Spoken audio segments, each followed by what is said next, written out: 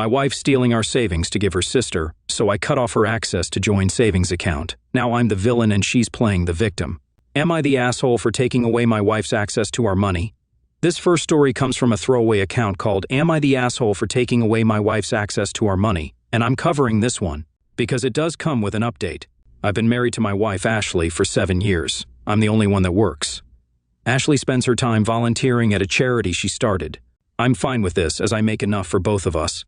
In financial decisions, we have an equal say. I will admit that I am a numbers nerd of the relationship, so I do the budget and handle our investments. My wife has equal input into the budget. We both have to agree on it. Like many people, we are saving for retirement and a couple of other financial goals. Ashley's sister and her family are going through a lot of financial issues at the moment. My brother-in-law has lost his job and my sister-in-law is reaching out to my wife for help. They are asking for us to cover their monthly expenses. I said no. While we have some discretionary money, we don't have that much. Both my wife and I get fun money to spend however we wish each month. I told my wife that I would match whatever amount of her fun money she wants to give to her sister from my fun money. My wife doesn't want to do that. She says that won't be enough money. She wants us to reduce the amount we are saving each month to help her sister. I refused. I didn't want to jeopardize my family's future for her sister's present. Ashley was very unhappy with my answer, but I refused to change my mind. I found out last week that my wife gave her sister the money out of our general savings account. I was furious. To me, this is a complete betrayal of trust. I confronted her, and her reply was that I forced her to go behind my back by being unreasonable. I was angry. I ended up going to the bank and opening up new accounts in my name only. I moved the balances to my new accounts. I left in enough money for the expenses that she typically pays according to our budget. Things like groceries, her gas, etc., as well as her phone money. I did not leave her without access to any money. I did limit her access only to money that she is supposed to spend according to the budget we both agreed to. I went home and told her what I had done. She is accusing me of financially abusing her. I pointed out that she is the one that abused my trust, not the other way around. This is on her to prove to me that she is worthy of my trust after what she did. I don't trust her anymore. She said that if that was the case, she should just leave, that she wasn't going to be treated as a child. I told her to leave then because I wasn't going to give her the opportunity to steal from me again when it is clear she isn't even sorry for what she did. She left to stay with her sister. I believe I am completely justified for what I have done. She is the one that broke our agreement. Did I take it too far, though? This was the first time she ever did anything like this. Did I let anger get the best of me? Am I the asshole for taking away her access to the money? And because we haven't covered this story before, we'll cover some comments straight away before we go to the update. And this one's from Pine Box Waiting that says, "Not the asshole. You nailed it there at the end. She stole from you, no excuse. My husband and I have a similar financial arrangement, and I simply cannot imagine doing what your wife did. Such a betrayal." And Cat Got Your Tongue said, "I came here ready to think you were an asshole from the title, but I think what your wife did was awful. You said you would contribute the same amount of fun money as she did to her sister, doubling the loan effectively, and your wife went behind your back to unilaterally take joint funds. Her phone money won't be affected. You're not the asshole. Your wife is being an unreasonable mooch. Normally, I hate how quick Reddit is to tell people to dump their partners, but if you don't have kids, now is a great time to consider whether you could handle a lifetime of this person and this behavior." And Shake Slow says, "So I know some people may have differing opinions about this, but I don't think you are financially abusing her. To me, that would mean she has no opportunity to go out and find a job and make her own money while you hold money for both of you hostage. That's financial abuse because then if your partner did anything to get on your bad side, you'd pull the funds. With this situation, I understand why you are angry. This is a breach of trust.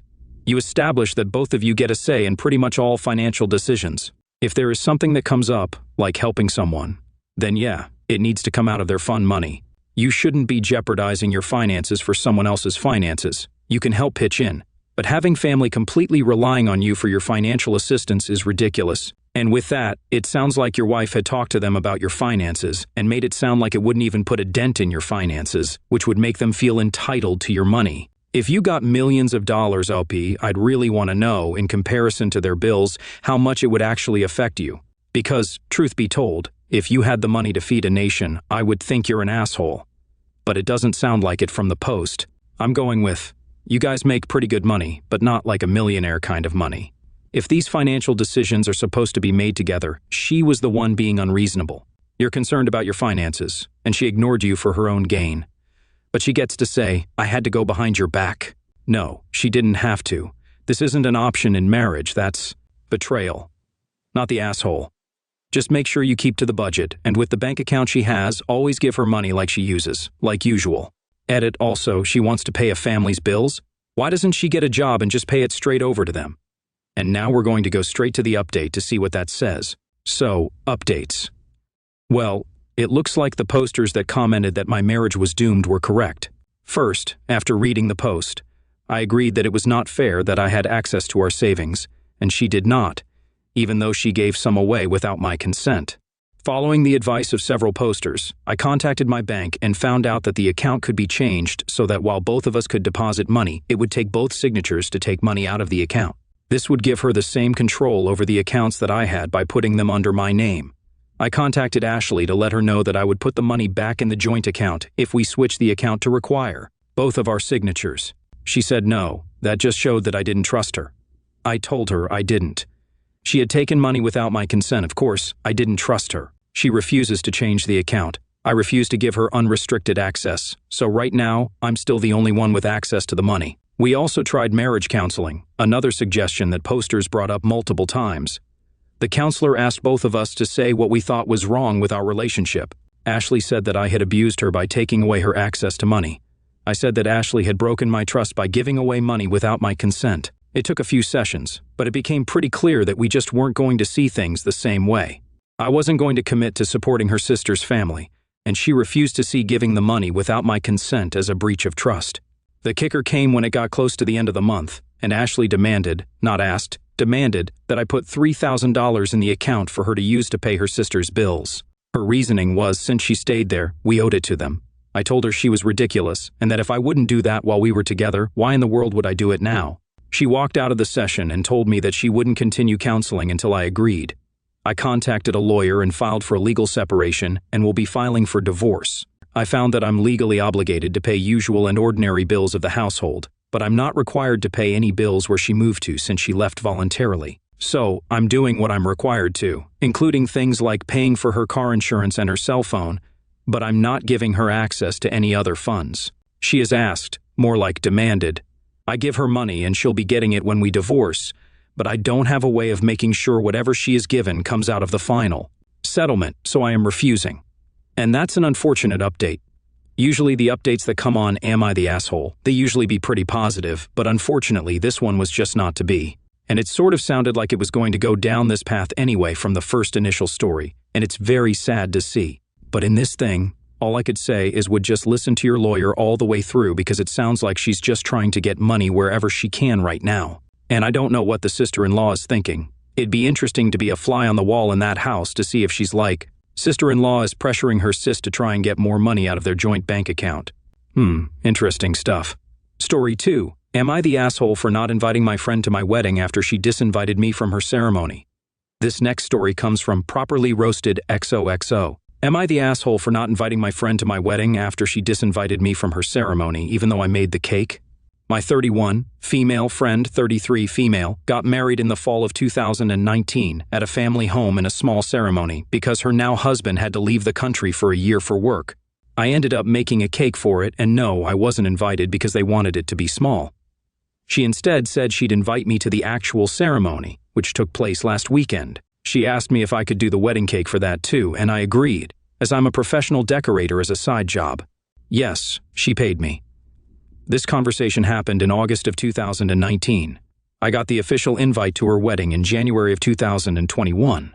Between the August convo and now, I met my now fiancé, 35, male, and we got engaged back in December of 2020. I messaged my friend in January and said I was unable to do the cake as I moved 30 minutes away to live with him and had a small car at the time, so I couldn't deliver anymore, and she didn't want to pick it up. A couple of months later, I received a letter disinviting me from the ceremony, citing health restrictions. These were lifted for weddings before this letter was sent out. I was a bit miffed because I feel I was only invited because I was offered to do the cake and no longer could, but said nothing until this morning. For your information, I did not receive any money for this cake at all. She posted some wedding photos online, and I liked one. She then called me seconds later and asked when to expect the invite to my wedding, to which I told her she wasn't invited, explaining the issue with the cake and me being disinvited from her wedding.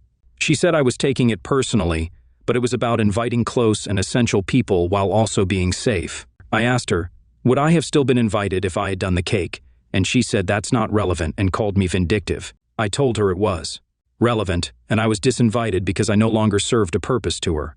She got mad and said I was being petty, but I don't think I am. My fiancé and family agree with me, but some friends say I sound bitter.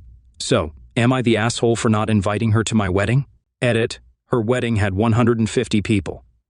Edit 2, I got the invite in January, not February. The thing that jumped out to me straight on this one is that she said she only invited close and essential guests, 150 of them, mind you, and you weren't even in that at all. So, why would you invite her to your wedding to begin with? And that's what all I'm going with.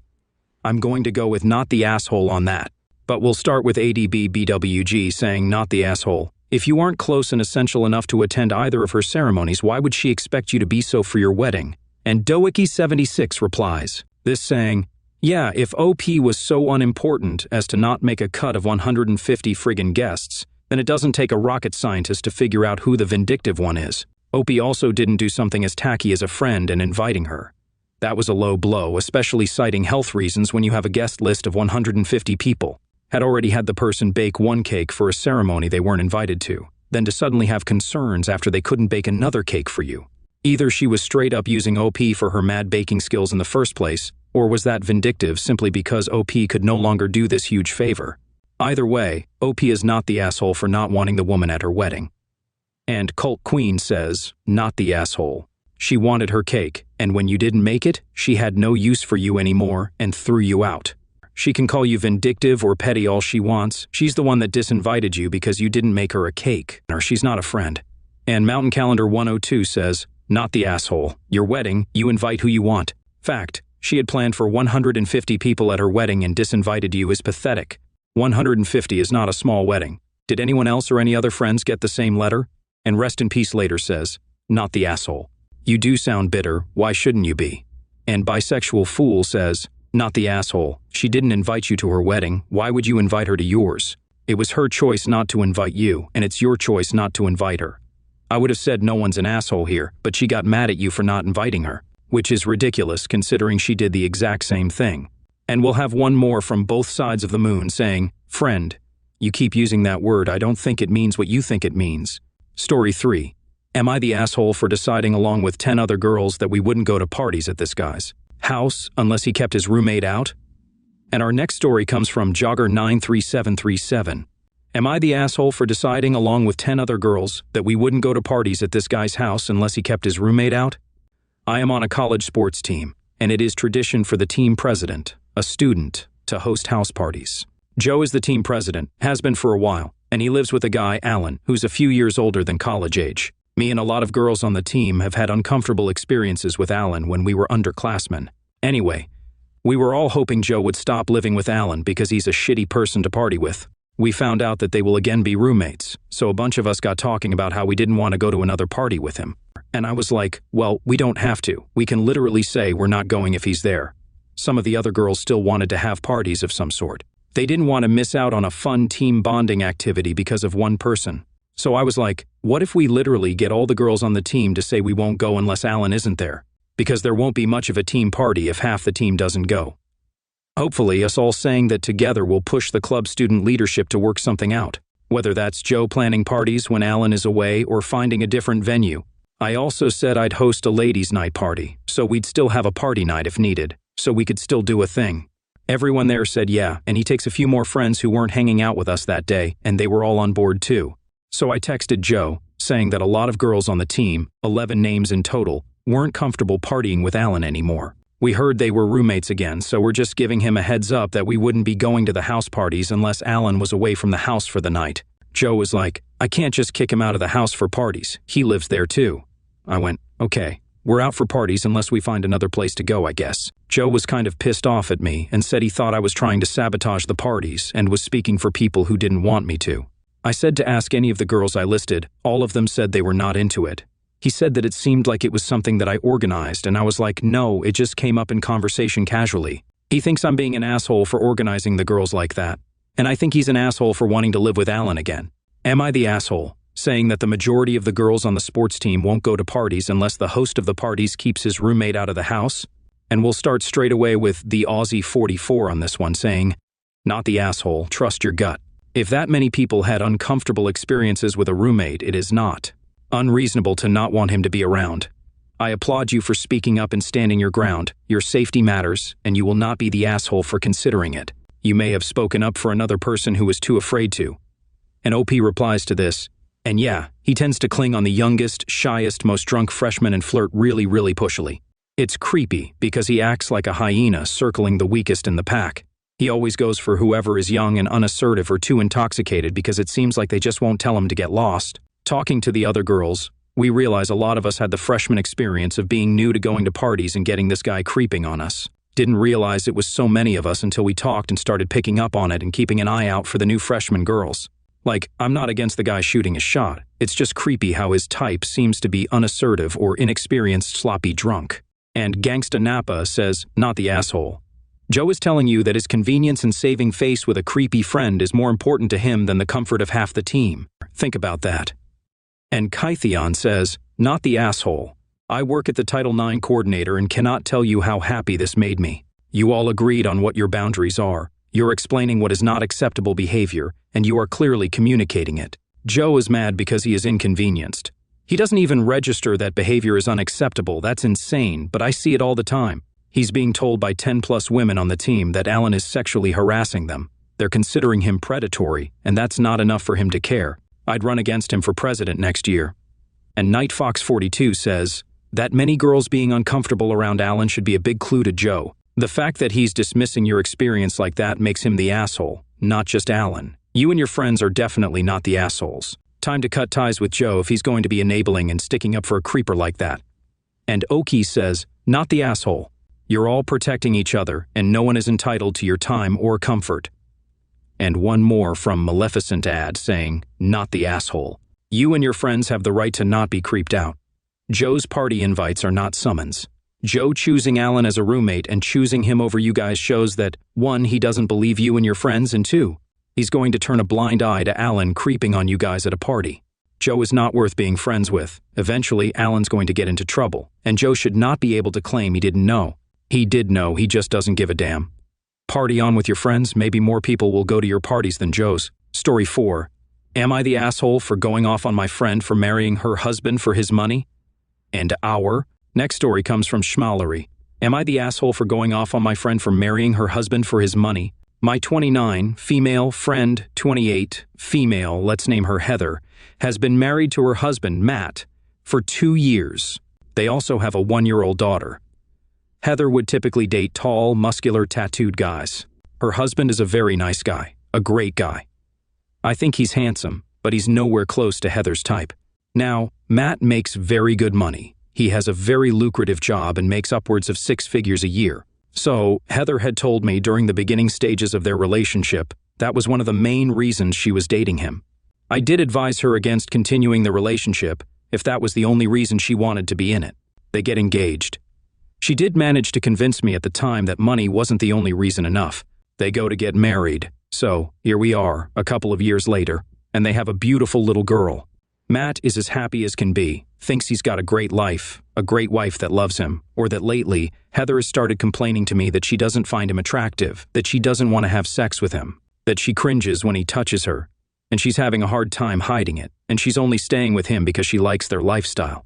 Now, Heather has a decent job and she could support herself, but definitely not at the lifestyle she's become accustomed to. Normally, I would have let it go, but recently she has confided in me that she's begun talking to an ex-boyfriend of hers, her typical type, a bartender. She's not able to provide for her the way she would like, but she has been talking to him nonetheless, visiting him at his work, texting. Nothing sexual yet, but I do think it is heading in that direction. I couldn't take it anymore. I gave her a big fat "I told you so." I called her a terrible person and a snake for being a gold digger, that she is essentially emotionally cheating on her husband, that will likely progress to physical cheating soon, and that she should leave Matt if she feels this way. But she won't, because she likes the money. I'm sorry to say that I went off on her, which may have been uncalled for, but I think she's absolutely deserving of it, and she needed to be called out for her crappy behavior.